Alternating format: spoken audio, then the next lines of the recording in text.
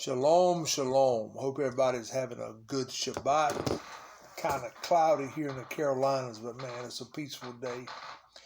I got something that I want to share with you just for a brief moment, and I'm just going through some notes at my desk, and I came across this, and I think it's going to be very encouraging and shed a lot of light if those who are willing to receive it.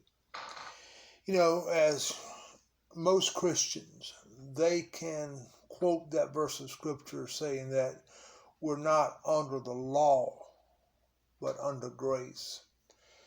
And they take that and run with it, not really understanding what that passage of scripture means. You know, to be under the law is a term used for breaking the law. Like I know you've heard the old timers say, you know, they're going to throw you under the jail if you break the law. And that's exactly what it's saying. To be under the law is to be guilty of breaking the law. And being under grace gives us the ability to obey the commandments, to follow the instructions of Yahuwah Elohim.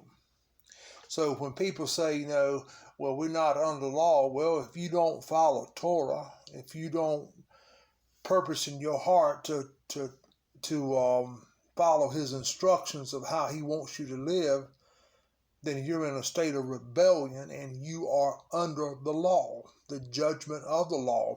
See, if you follow Yahuwah's instructions and keep his commandments to the best of your ability, then the law works for you.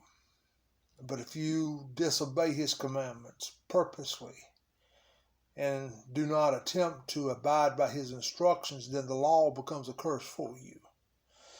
It's kind of a double-edged sword, if you will.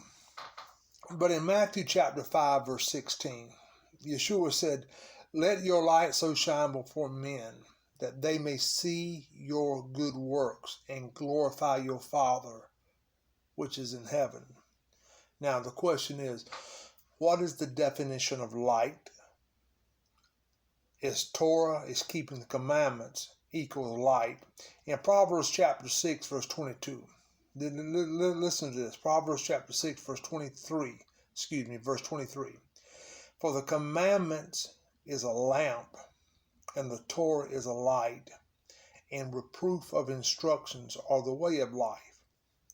In Isaiah 51, verse 4, hearken unto me, my people, give ear unto me, O my nation. For a Torah shall proceed from me, and I will make my judgments to rest for a light to the people. In verse 20 of Isaiah 8, it says, to the law and to the testimony, if they speak not according to this word, it is because there is no light in them.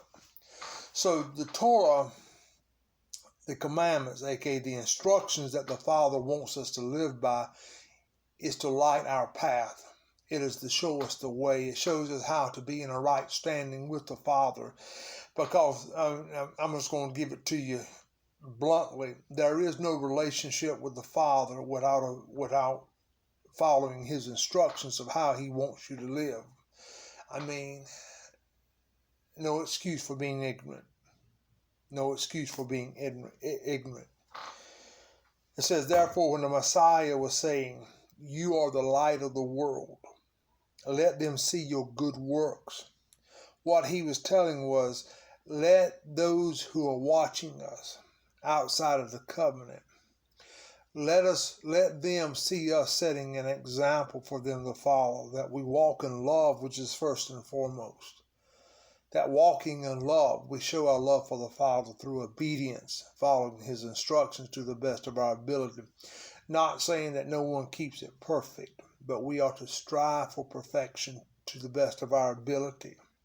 So, keeping the commandments, following his instructions, equals how we live, how we walk. In Ephesians chapter 2, verse 10, it said, Paul said that for we are his workmanship, created in the Messiah unto good works, which Elohim hath forth ordained that we should walk in them. We are to walk in good works. Walking is a Hebrew idiom for following Torah. The Jewish people refer to the way in which you seek to follow Torah. It comes from the Hebrew word halak, which means to walk. So keeping the Father's instructions, following his example through Yeshua, refers to how we walk and how we live.